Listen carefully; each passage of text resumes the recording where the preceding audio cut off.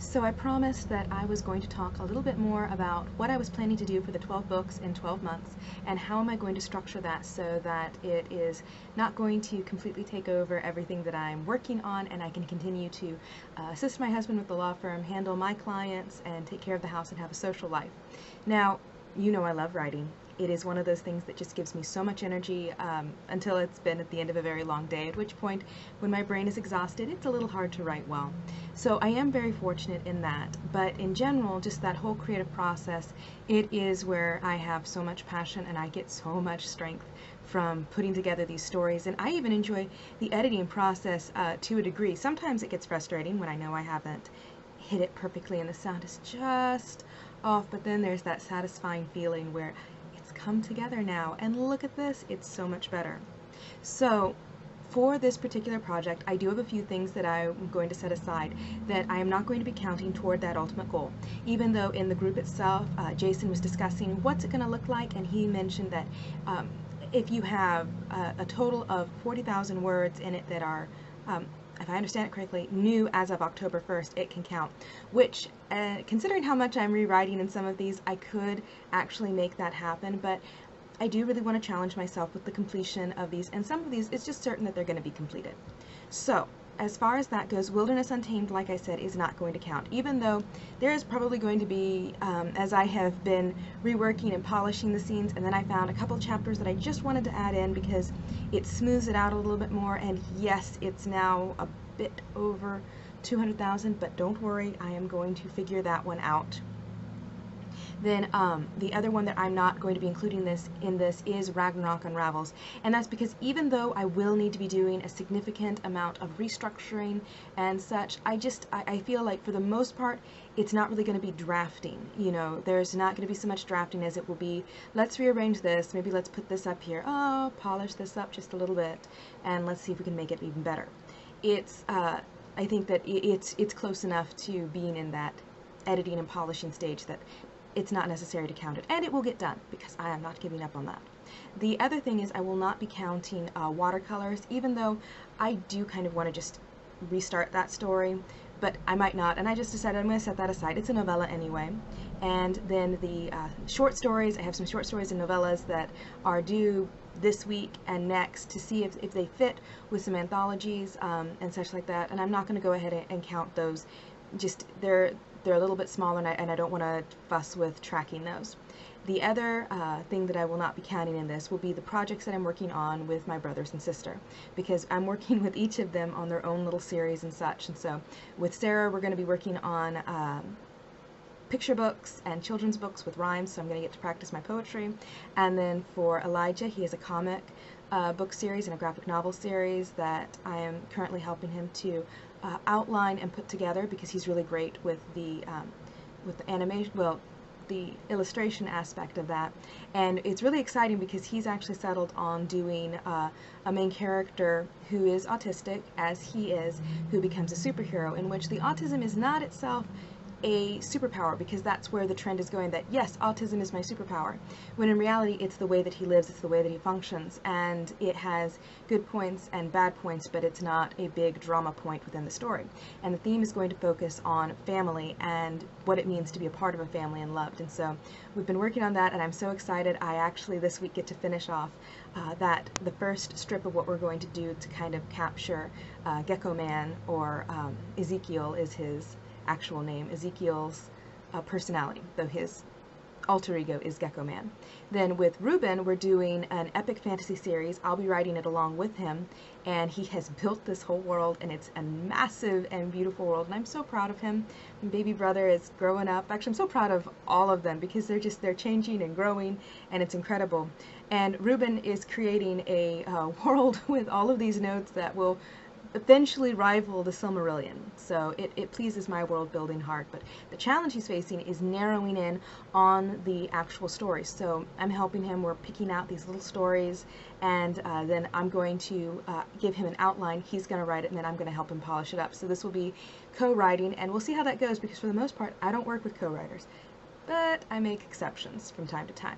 And then with Sam, he is working also on illustration and animation and comics, and we're going to do a fantasy graphic novel with him, and his particular theme is focusing on healing, redemption, and growth as an individual into adulthood. So it's partially a coming of age, but also a grappling with fear story that's going to have all sorts of crazy creatures, and the pitch for all three of these has been a lot of fun because just went through, but I'll do those in a separate video. Anyway, point being, these are not going to count toward my 12 books in 12 months. That's just, again, I like tracking things to a point, but sometimes I just like having things where I can go over here, do what needs to get done, and let it go. For my shortlist for the 12 books, I actually have significantly more than 12 because I base it partially off of what do my readers want to see and what am I inspired to write, because I never wait for inspiration to write, but I do let inspiration strike for particular stories, and sometimes I just feel more like working on one rather than another. Now, Two Raw Chronicles almost always gets at least an hour of writing every day. It may be broken up, but it has to.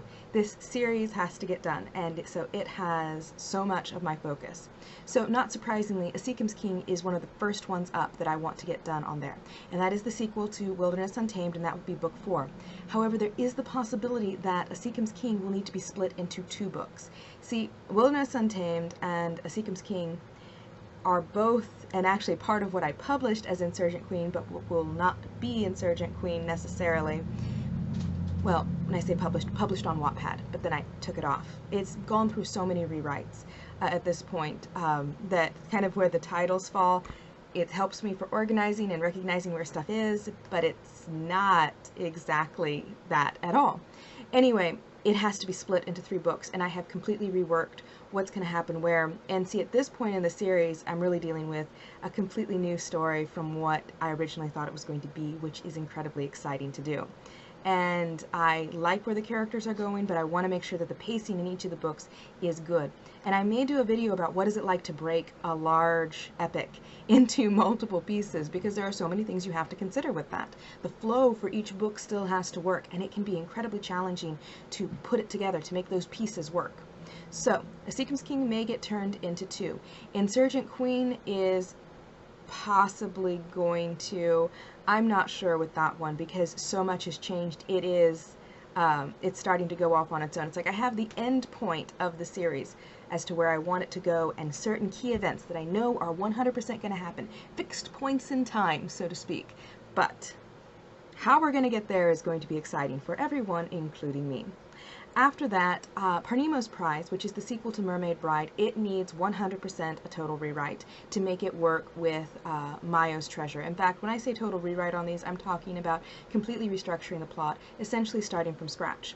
Now, don't worry, it's not wasted time on these drafts. What's going to happen is with these drafts, I recycle them later. And again, that's something else I'll talk about at another point. It's never wasted time. It's just sometimes when you're trying to write a series, you think, oh, this works great. This is wonderful. I really like where this is going. And then you go, ooh, that's actually, no, actually this will not work because this doesn't line up. So, Parnemo's Prize, it's going to get pretty much a complete rewrite. The characters will all be in there, but how they appear, how it's resolved, and what happens, it is going to be significantly changed to the point it's, if you read one of the initial concepts of it, if you read one of the initial concepts of it, just assume that it's going to be entirely different. Then Blue Horns, likewise, the romance in it sucked. I don't know quite why I did such a terrible job with creating the romantic chemistry between my 2 leads, but I 100% did, and I realized that a big issue is that there's simply no tension. It's just, there's no real conflict. Even though there's conflict within the world, there's no conflict between the characters, and so it's not compelling for them to be together. And it doesn't mean that they have to fight, but I have to go back to the drawing board on this one. The only thing that will remain for sure is Iona, the beautiful asthmatic little baby dragon who Maria has adopted, and then Silver Claws will be in the story as well. I think he works really well as a standalone character, as does Maria, and hopefully I can get it to work. But I do think the world building will still hold for this. There's some good world building there. There's interesting things with the cultures and with magic, because this is a place where almost everyone has magic and they use it for things like cooking. And then you have the Nons, who are like Maria, who have no magic whatsoever, and they can't consume or use anything that's made with magic. So there's things to work with there for sure. After that, I am going to be doing the Killing Nieb, and this one is an iffy one. It just depends on how many new words I end up writing on it. Then Red Fire Dragon, I know I mentioned earlier I have to split it up because it turned out, you know, I don't write in order, which can add some interesting layers to stories for certain, and then make the transitional scenes a little bit challenging. But I decided that Red Fire Dragon had to be split into 3 books, and all of them are going to need significantly more words and writing and such on them. But it will be Red Fire Dragon, Blue Ice Serpent, and Black Plague Lion. And I think I mentioned this earlier. So I'm excited about those. They are part of the Turok Chronicles, but they're part of the prequels and the novellas, and they're focusing, of course, on Netasakar, Rowath, and Kekoa, and you know, they're the villains, but right now they're doing pretty good. They're some of the most popular characters in the series, and hey, I'm happy people like them. Then Beauty and the Chameleon, I really want to get that one done. This one is also written for someone in particular, actually a few someones who are just very, very special. Now if all goes well, maybe I can get to Jamaica and do some actual, you know, on-the-ground research for this. We'll see. Then Janice, both of those stories, 1 and 2, I'm going to go ahead and use that as an incentive for myself to get those done. I want them done. I have 3 weeks. I actually have less than 3 weeks to finish them up. Let's see if I can do it. Then The Price of a Body. I want to get that done and out there, as well as the sequel, who I do not have a title for, which is why they're just 1, because The Price of a Body actually is pretty well done. It's just going to need to be edited, but the sequel, whatever that one's going to be, there you go. That one's on there. Then A Single Glance. I really keep wanting to write this story. I have parts of it written, and I just haven't finished it. And it is a fun merging of multiple fairy tales, and of course it's featuring Beauty and the Beast, which apparently I keep rewriting and rewriting. And my favorite part is it's not always recognizable, which is sort of a commentary on me. I'm like, oh yes, that's a story that has the Beauty and the Beast. And it's like, where on earth was that? Oh, yeah, that definitely didn't stand out. This is why I don't include it in my advertising, unless I know that it will be a satisfying punch. But I often start with things and they become unrecognizable. From there, Fractured Perfection, total rewrite on that. I like the story that I wrote initially under the title Fractured Perfection, but then I thought of something that would be even better for what I was writing it for, and so I'm going to write that one instead, and I'll get another title for the story that I wrote. Then The Cursed Dollhouse, which is another one that I changed titles for. I have this outline, and it's a gothic horror story, thriller, romance. It's got houses that are, well, a little bit sentient, and then there's these invisible creatures that are like rhinoceroses and sharks combined, not to mention a very, very cursed dollhouse that devours the souls of those who play with the dolls. And no, actually, I'm not going to give away that spoiler. Anyway, it's a scary story, and I need to finish that. It'd be amazing if I could finish it before Halloween this year, but I don't think that's going to happen this year. Maybe next year. From there, Escaping Nowhere. I really want to get that one done. That one was another one that was based off of a nightmare, but it actually is a very satisfying story all in all, once I tweaked the ending. Then Ragnarok Undone and Ragnarok Untold. I'd really love to have all 3 done, finish off the Ragnarok series within, you know, basically about a year, even though it's been years and years in the making. But Ragnarok Undone, I really ran into some problems with because I wasn't getting the mythologies to work really well. You know, there's a lot of disparate mythologies that I'm working into this, and sometimes they don't cooperate. And you know, it's a great initial premise that you have Aphrodite, Loki, Lilith, and Osiris. Is it Osiris? I hope it's Osiris. I'm now blanking. But anyway, they're all trying to stop the end of the world happening, and it's a fun thing. I think they make an interesting group, but of course there are other problems and other things that develop in this.